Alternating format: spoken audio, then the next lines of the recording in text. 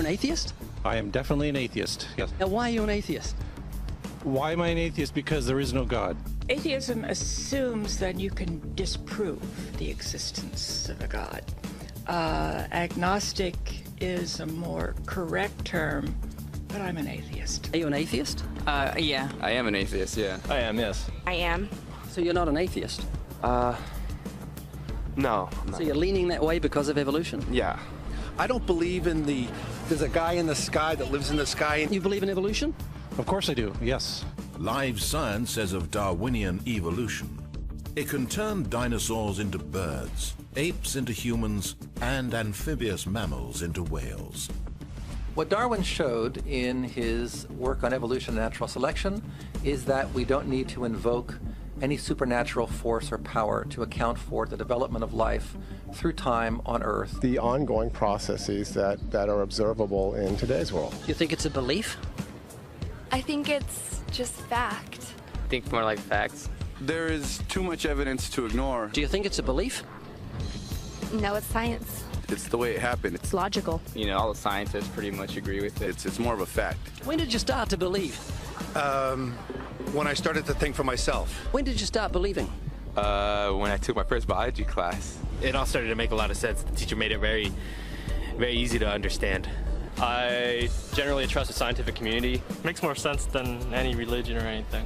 The fossils they found of all the cavemen, the Homo sapiens, the dinosaurs, it shows clear evidence. I believe in science. What's your major here at this university? Biology. You're a biology major? Yeah. You believe in evolution? Yes. What's your major? Geology. Chemistry? Biochemistry. Environmental science and policy. I'm a physicist. Biochemistry. Okay, do you believe in evolution? Yes, I do. Do you believe in evolution? Yes, I do. Of course. Yes, I do. I do believe in evolution. You believe in evolution? Yes. Are you a strong believer? Yes. Are you a strong believer? Yep. Yes. Yes. Absolutely. A scientific method is based on the collection of data through observation and experimentation. Science Daily. Could you give me some observable evidence that evolution is true? Something I don't have to receive by faith. Yeah. Some observable evidence. I mean, take a look at what happened 65 million years ago. Hang on, I can't. That's 65 million years ago. I believe, millions of years. So that can't be observed. We can trace the evolution through the fossil record. Could you be specific? Just give me one. Between 6 and 7 million years ago. Hundreds of thousands to millions of years? So it's quite a long time. Yes. Millions of years. Yes. So it can't be observed. Evolution is not testable over time. We are condemned to live only for a few decades, and that's too slow, too small a time scale to see evolution going on. Richard Dawkins. We see nothing of these slow changes in progress until the hand of time has marked the lapse of ages. Charles Darwin. You've got the canine kind, the coyote, and the domestic dog, and there's the feline kind, which is the cats, the tiger and the kitten, and you've got humankind. So Darwin said there'd be a change of kinds over many years, so could you give me one example of observable evidence of a change of kinds? So, for instance, the fossil record shows the common ancestors of all carnivores, that cats and dogs were once linked, once united by a common ancestor. How long ago? This, I believe, was like 60 million years ago. I don't want something I have to accept by faith. I want it to be observable. Observable evidence. Well, I mean, if you're just asking me here on the street, there's not really much I can tell you in terms of observable evidence. Like, we would have to really examine existing data to draw conclusions of our own. I would have to have faith then. We would have to have some amount of faith. Can you think of any observable evidence for Darwinian evolution where he said there'd be a change of kinds? Monkey to man, is that what you're talking about? Yeah, a change of kinds. I don't really believe there's any proof for that yet. Well, monkeys are the only ones with the 5th digit, like we have. Well, koalas have a 5th digit. Did you know that? I didn't know that. Think we're evolved from koalas? No. When I went to, like, Washington, D.C., I saw they had a whole exhibit just on In the Smithsonian? Yeah, in the Oh, Smithsonian. wait, so that is just like some stuffed dummies, like standing around a fire. I know that everyone talks about the missing link for humans and whatnot. I believe that there are connections that are out there that we haven't found yet. I'm going to trust what those experts did. those experts came up with. I have a strong trust in evolutionary ideas based on the evidence presented. Can you think of any observable evidence for Darwinian evolution, a change of kinds? I haven't seen it myself, but I believe what the textbooks tell me about it, so... You've got faith in the experts? I have faith in the experts, yeah. I guess similar to how religious people have faith that God actually exists, I have faith in the experts knowing what they're talking about. The scientific method must be observable and repeatable. So could you give me one piece of observable evidence for Darwinian evolution? Okay, I would point to, as one great example is look at the genetics of the stickleback. What's that? So stickleback fish are a very interesting collection of species that were recently isolated after the end of the Ice Age. What did they become? They're various species of sticklebacks. They stayed as fish? Well, of course. Can you think of any observable evidence where there was a change of kinds? Fish. Human beings are still fish. Human beings are fish? Why, yes, of course they are. How long did that take? A couple of billions of years, millions. A couple of millions? How is that observable? It's not. We came out of the ground as a mammal, and one mammal created... Come out of the ground? Didn't we come out of the sea? Huh? Well, initially in the beginning, we came out of the ground and the sea after the great destruction of the... So did we have lungs or gills when we came out of the sea? You want to know something? Those that were in the sea, I guess, had gills, and those that were on land had lungs. But if we came out of the sea, we had gills in the sea. You want to know something? Who knows that we came out of the sea or we evolved from mammals? So you don't know? Huh? Of course I don't know. I'm accepting that they did their science correctly. Could you give me an example of Darwinian evolution, not adaptation or speciation, but a change of kinds? These are changes of kinds. They're still fish. They're distinctly different fish. We have thousands of examples. Can you give me one? I can give you thousands. Just one. For instance, I would say look at Lenski's experiments with bacteria then.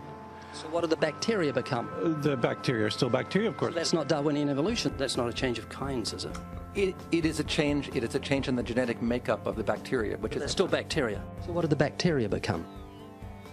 A new kind of bacteria. So it's still bacteria. There's no change of kinds. To summarize, the observable evidence that you give me for Darwinian evolution is bacteria becoming bacteria. No, it is bacteria acquiring new metabolic capabilities.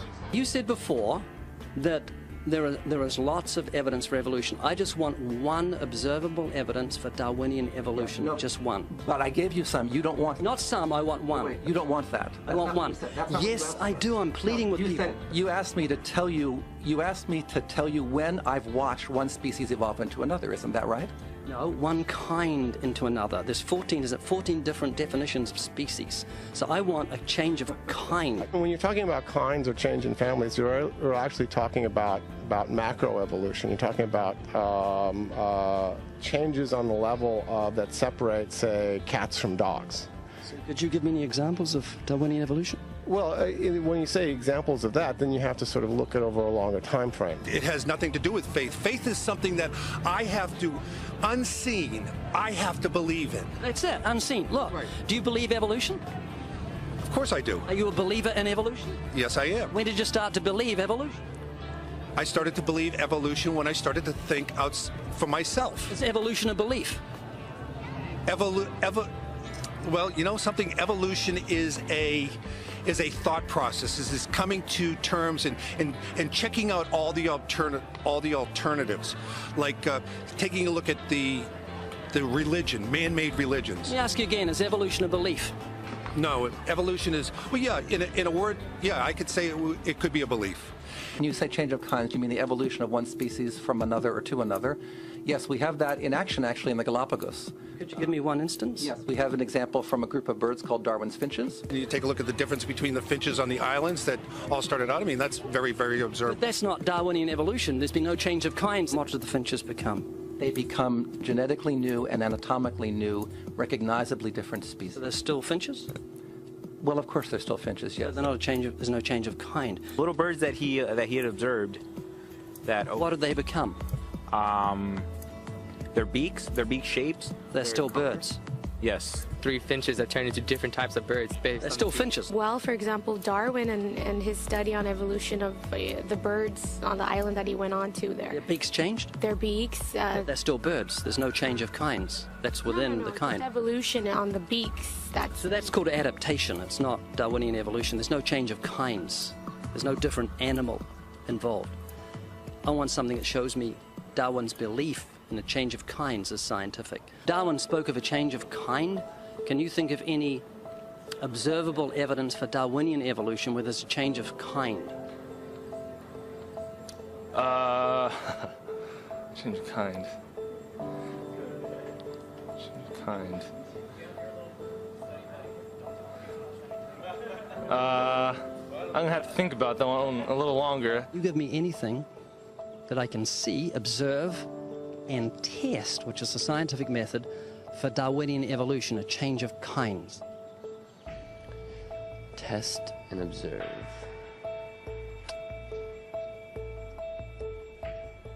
Could you give me observable evidence, which is the scientific method for Darwinian evolution, a change of kinds?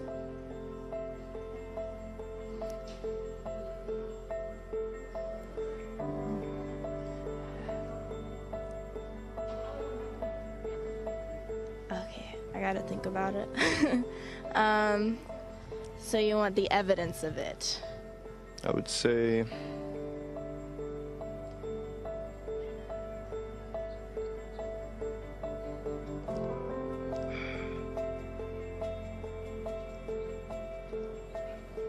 I cannot, I think.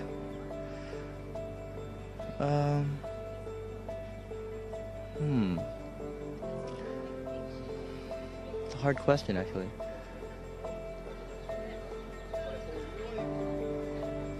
Mitochondrial DNA.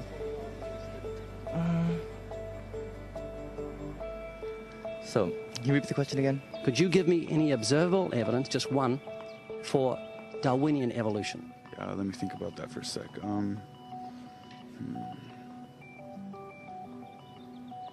Observable evidence, something where we don't have to exercise faith. Something that can be observed, like the scientific process, observable. That's a good question. That one I'm not quite sure. So you can't think of any observable evidence for evolution? No. How do you know it's true?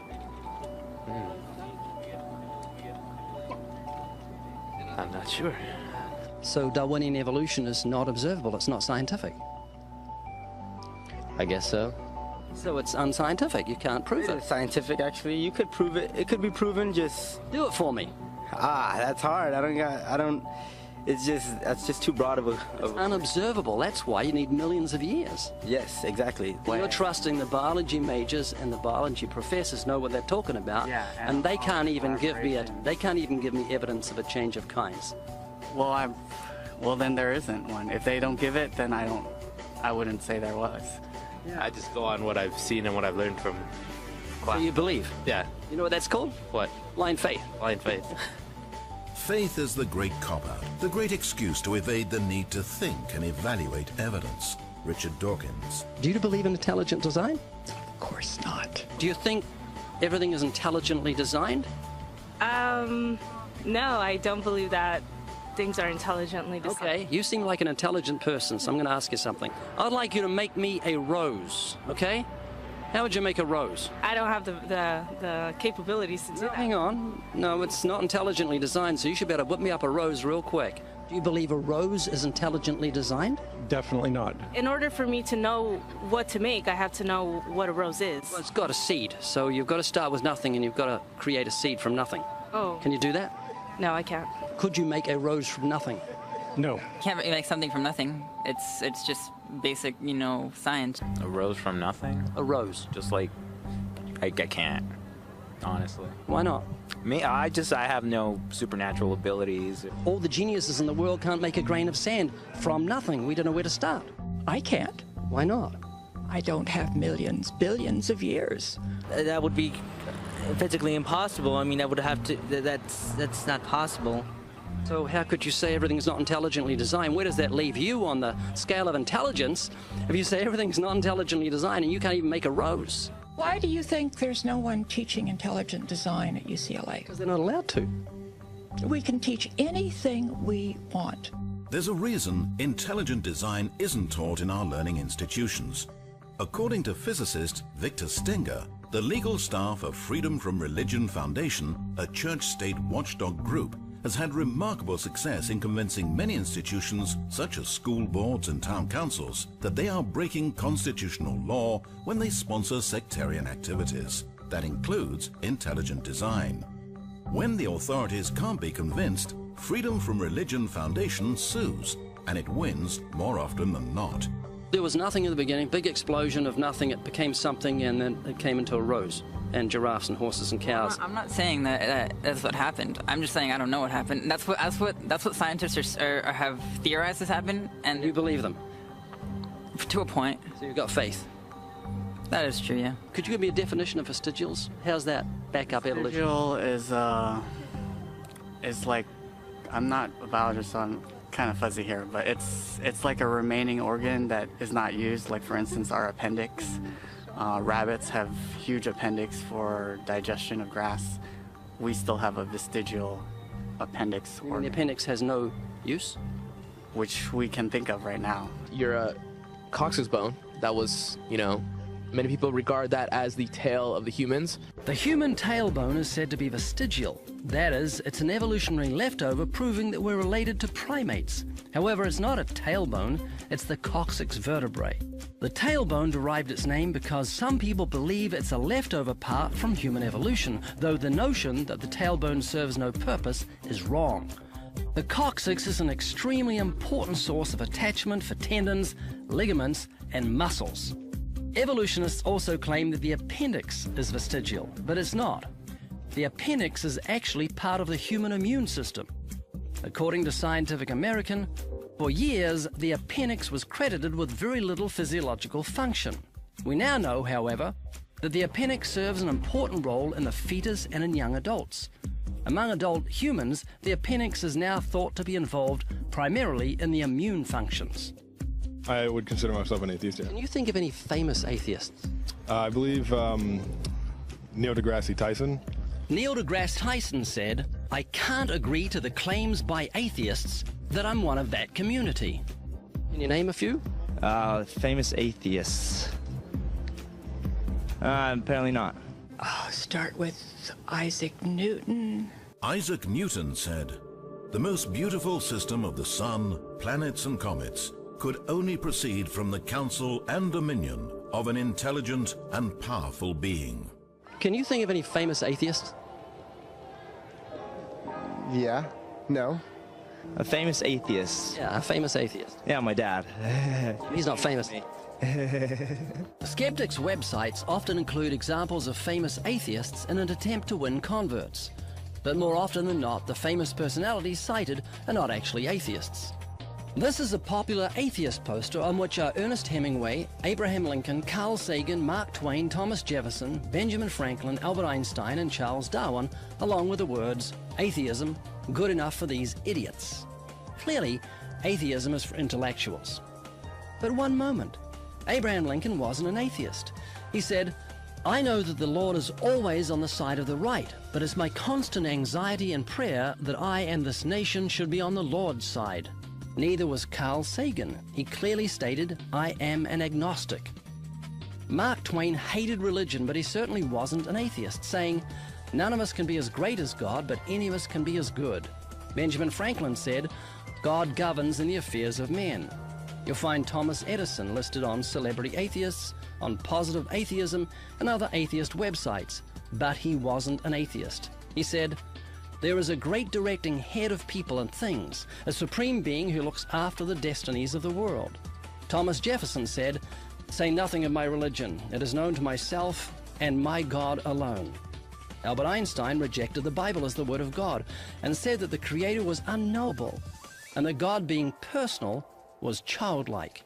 He lamented, "In view of such harmony in the cosmos, which I, with my limited human understanding, am able to recognize, there are yet people who say there is no God. Well, what really makes me angry is that they quote me to support such views." He categorically said, "I am not an atheist," and when referring to those who deny the Creator, he used the term fanatical atheists. Charles Darwin said, "I have never been an atheist." So out of the 8 famous men on the poster, there is only one who was an atheist, Ernest Hemingway.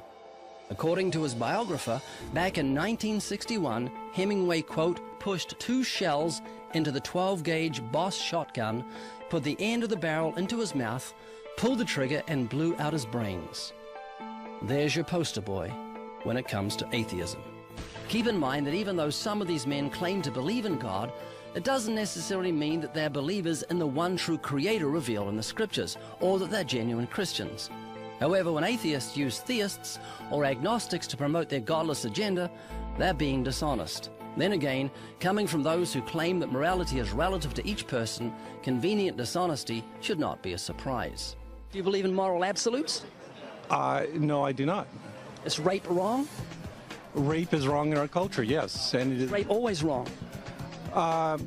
It depends on your beginnings. If you say that you have a respect for other human beings, then yes, rape is always wrong. So there are moral absolutes. Is rape absolutely wrong? In my opinion, it is. So who makes the rules? We do. So if Hitler made the rules and he had the majority... If Hitler made the rules, yes, we would be living in a society that Hitler would consider moral, but which I would not consider moral. Did Hitler put into practice survival of the fittest? No. What was he doing then? He was murdering people. That's survival of the fittest. That's not survival of the fittest. It is. It's the lion eating the antelope. No, there's much more to evolution than just this kind of crude kill and be killed model that you have in your head. But I have seen a quote from Richard Dawkins saying, evolution in its rawest is incredibly cruel. It is. Yes. That was Hitler putting evolution into practice. That does not mean it was moral. Nobody was immoral. Nobody's claiming that evolution is a moral process. Evolution is a very harsh and cruel process. Do you believe in evolution? Yes, I do. You have a dog? Yes. Love your dog? I do love my dog. Yes, I do. I love animals. Okay. Well, your pet dog and your rotten neighbor are drowning. You'd only save one of them. Who would you save? That is a tough one. You only save one? Why are you hesitating? Oh, I think I would save my dog. I don't know why I'm really hesitating. Because I don't know. I feel like people would see me as a bad person if I said the dog. I'll save my dog. So, is your neighbor not worth saving? Well, he's not worth saving more than my dog is. I'd go with the dog. I mean, you would want to save the animal, so I would want to save my dog. Well, we're animals. I believe we're all equal. I don't think humans have like a higher place. So you think dogs are more valuable than human beings? Do you believe in evolution? Yes, I do. So it's just a matter of survival of the fittest. Your neighbor's a primate, and you've got a canine, and you like the canine more than you like the primate. Would that be right? Pretty much, yeah. I mean, survival of the fittest. I mean, survival of the fittest? Yeah, pretty much. You said you believe in evolution. So it's just a matter of survival of the fittest. Yeah. If he drowns. Big deal. Yeah. Oh, yeah, that is true. Are you an atheist? Yeah. Any fetus is less human than an adult pig. Richard Dawkins. So you don't think God exists? More like I know. Are you comfortable talking about spiritual things? I don't know much about them because they're not really capable of knowledge. Once we're dead, we stop that. How do you know? Because it's just what the facts are. Like if you stopped breathing right now, you'd be considered dead. Jacob, if you were a car and your motor got turned off, that'd be right. That's inanimate. But you're a living, biological human being with a life of God in you. We are a mechanical being because we have different parts that... Is there no life in you? Yes, there's life in me. That's your soul. One more thing, because you're a very intelligent man. Spell the word shop. Shop? Like S-H-O-P? S-H-O-P? What do you do when you come to a green light? You stop. Green light. Green light. Oh. Aha. Very good. You go. Peter, you've been a good sport. Thank you very much for talking to me. Okay. I generally don't engage creationists because it's not good for my blood pressure. So you're going to think about this? I think about it a lot, actually. Like I think about death and how fragile life is, and how just in a second it could all be over and there'd be nothing. You know, the problem with those who are unable to see evolution, I think, is they don't have imaginations. Anatomical clues to human evolution from fish.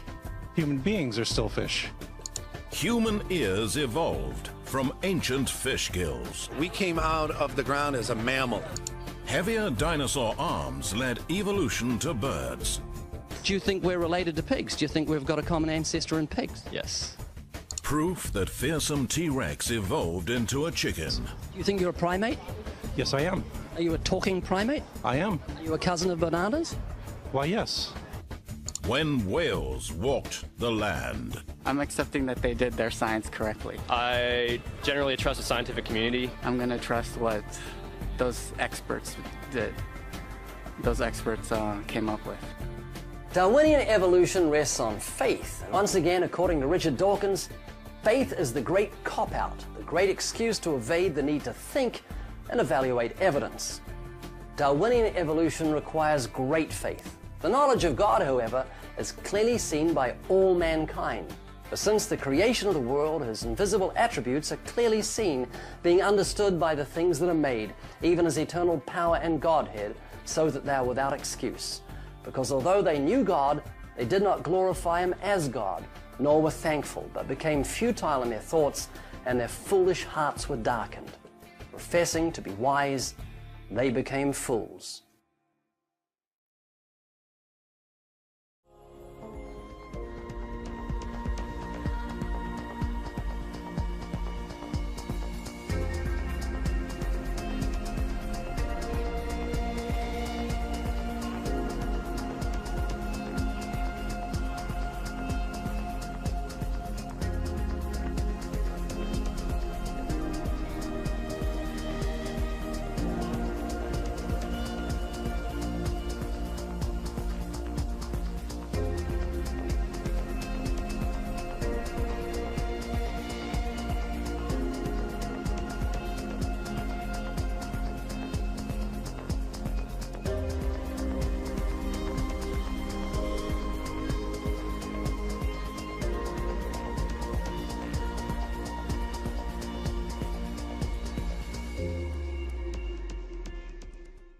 You